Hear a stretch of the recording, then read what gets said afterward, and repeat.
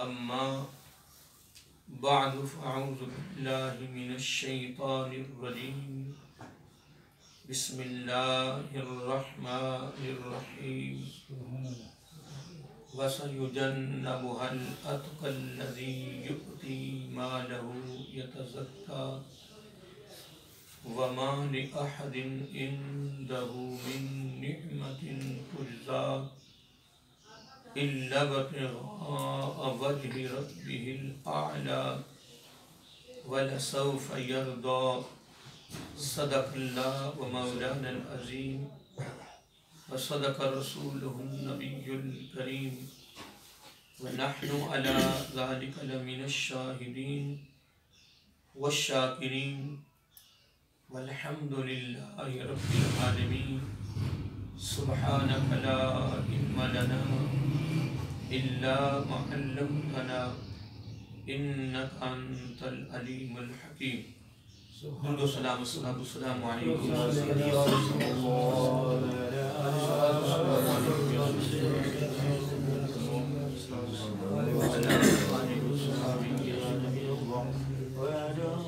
مولاي صل وسلم دائما ابدا على حبيبك خير الخلق كلهم محمد سيد الكونين والثقلين والفريقين من قرب ومن عجم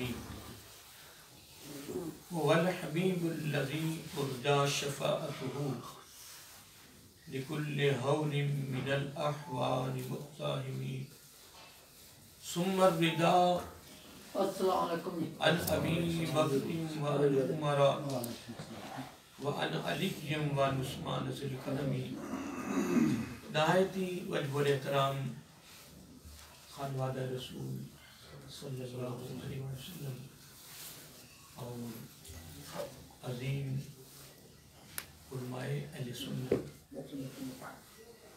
قرہ حضرات ثنا خان مصطفیٰ صلی اللہ علیہ وسلم اور معزز سامعین حضرات اور عزیزان گرامی قدر، اللہ رب العزت کی حمد و ثنا اور حضور نبی کریم صلی اللہ علیہ وآلہ وسلم کی بارگاہ عالیہ مقدسہ میں نظر آنے درود و سلام۔ اللہ رب العزت کا بہت شکر ہے، اس کا بے پایا کرم ہے کہ اس نے ہم سب کو اپنے پیارے محبوب علیہ السلام دی امت اندر پیدا فرمایا، اور اللہ رب العزت کا یہ بھی شکر ہے کہ اس نے اپنی توفیق اور اپنے محبوب علیہ السلام کے توسل سے ایمان جیسی عظیم الشان نعمت سے مالا مال فرمایا، اور اللہ تعالیٰ کی بارگاہ میں دعا ہے کہ اللہ تعالیٰ ہم سب کو ایمان پہ زندہ رکھے اور ایمان پر ہی موت عطا فرمائے، ایماندار عادل سربراہ عطا فرمائے، اور آخری سانس تک اللہ رب العزت غیروں کی مرتضی سے فرمائے اور اپنا ہی محتاج رکھے۔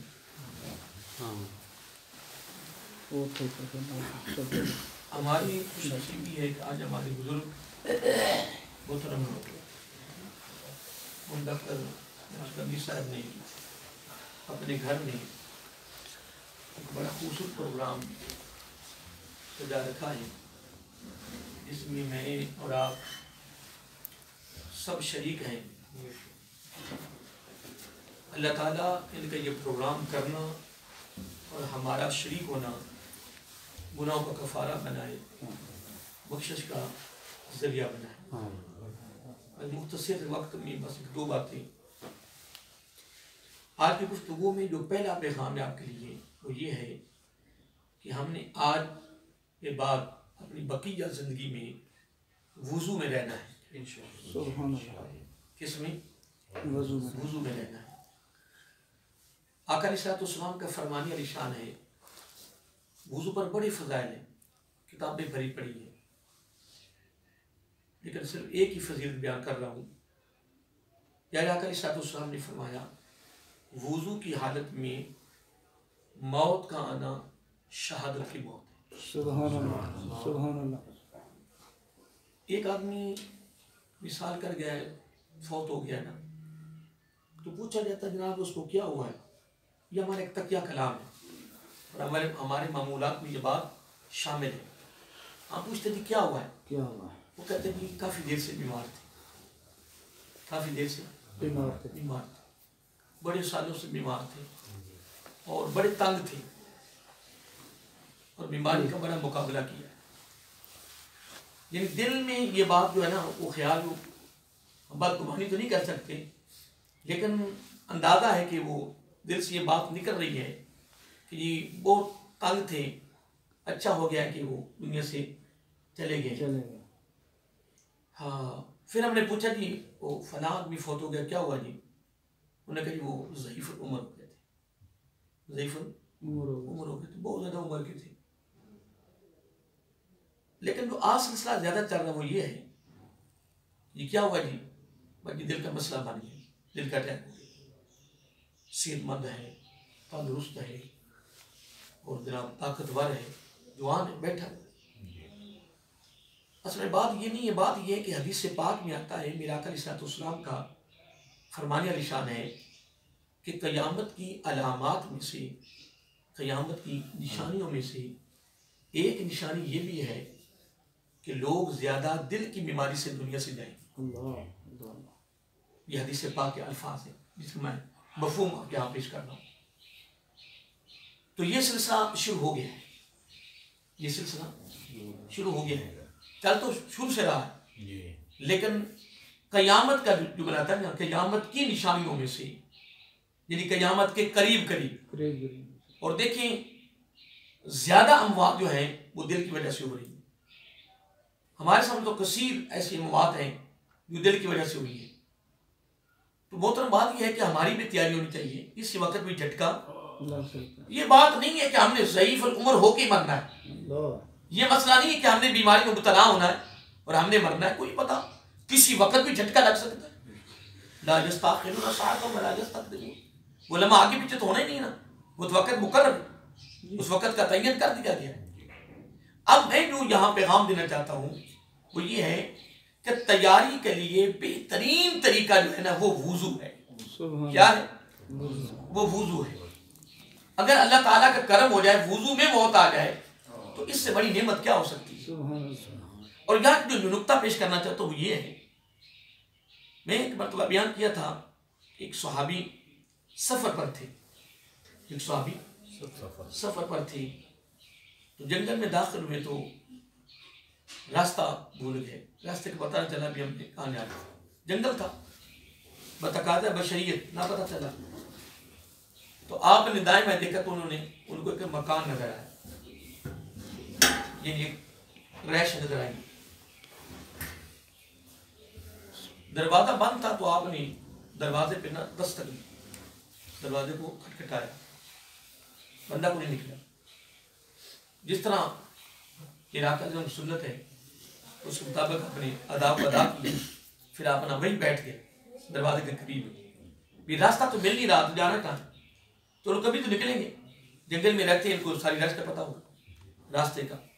کافی دیر کے بعد ایک آدمی باہر نکلا، ملاقات ہوئی، تعارف ہوا، اور وہ پادری تھا۔ کون تھا؟ پادری تھا۔ اور ہم کون ہیں؟ مسلمان۔ یہ بات ہم نے ذہن میں رکھنی، وہ پادری تھا اور ہم مسلمان۔ آمنا سامنا صحابی سے ہوا، صحابی نے پوچھا کہ آپ آرام کر رہے تھے، کہیں مصروف تھے، بڑی دیر کے بعد باہر نکلی۔ پادری کہتا ہے میں نہ سویا ہوا تھا نہ میں کہیں مصروف تھا، بالکل فارغ تھا۔ تو آپ نے آگے سے کیا، آپ پھر جلدی باہر آئے نہیں؟ آگے سے پادری کہتا ہے میری تیاری نہیں تھی۔ تیاری نہیں تھی۔ کیا؟ تیاری نہیں تھی۔ تیاری نہیں۔ صحابی نے پوچھا جی تیاری کیا؟ کہنے کہ میرا وضو نہیں تھا۔ وہ پادری تھا اور ہم مسلمان، ہم مسلمان وہ پادری کہتا ہے جی میری تیاری نہیں تھی. تیاری نہیں تھی. تیاری کیا جی؟ کہنا کہ میرا وضو نہیں تھا. میرا وضو نہیں تھا. ہے پادری کہتا ہے کہ میں نے آسمانی کتابوں میں پڑھا ہے کہ جب آدمی وضو کر لیتا ہے اللہ تعالیٰ خود اس کے ساتھ ہو جاتا ہے. سبحان اللہ سبحان اللہ. تو میری رہائش، میرا گھر، میرا مکان جنگل میں ہے. اب مجھے کیا پتا کہ میرے دروازے پہ سجن کھڑا ہے یا دشمن کھڑا ہے. میری تیاری نہیں تھی. تیاری نہیں. میں تیاری میں لگا ہوا تھا جس کی وجہ سے میں لیٹ ہو گیا. جب میں نے تیاری کر لی ہے پھر مجھے کوئی خطرہ نہیں رہا، نہ ڈر رہا، کوئی خوف نہ رہا. میں نڈر ہو گیا. اب پادری ہے، پادری ہے. ہم مسلمان ہیں. اب پادری کیا بات کر رہا ہے آپ نے یقین کی کہ جب میں نے پڑھا ہے آسمانی کتابوں میں جو پہلے آئی ہیں کہ جب بندہ وضو کر لیتا ہے تو رب اس کے ساتھ ہو جاتا ہے. میں نے وضو کر لیا، مجھے کوئی خوف نہیں رہا. میں وضو کر کے باہر نکلا ہوں، کوئی بھی کھڑا ہوں. اب یہاں سے جو میں نکتہ لینا چاہتا ہوں وہ یہ ہے، بڑی خاص بات ہے کہ موت کے وقت شیطان کا شدید عملہ ایمان پر ہوتا ہے. یہ حدیث کے لفظ. میں یہ ساری باتیں حدیث سے لے رہا ہوں. آقا علیہ الصلوۃ والسلام نے فرمایا شدید عملہ ہوتا ہے کس کا؟ شیطان کا. کس پر؟ ایمان پر. اس کی کوشش ہوتی ہے اس کے ایمان کو چھینو. حضرت امام احمد بن حنبل علیہ رحمہ ایک بہت بڑے امام گزرے ہیں، بہت بڑے امام گزرے. میں ایک بات میں ساتھ شامل کرنا چاہتا ہوں. جب آپ کا آخری لمحہ تھا، یعنی آخری لمحات تھے، مثال کے قریب تھے، تو مکان کے اندر صرف آپ لیٹے ہوئے تھے اور آپ کے صاحبزادے آپ کے پاس تھے، اور وہ بھی بہت بڑے امام تھے. بہت پتہ نہیں کتنی تعداد میں لوگ بیٹھے ہوئے ہیں جو آپ کی ماننے والے ہیں، آپ کے عقیدت مند ہیں، آپ کے شاگرد ہیں. لاکھوں بھی کہہ رہے تو کوئی مبالغہ نہیں، بڑی دنیا بار تھی. تو آپ نے 3 مرتبہ کونی کی طرف اشارہ کر کے فرمایا ابھی نہیں، ابھی نہیں، ابھی نہیں.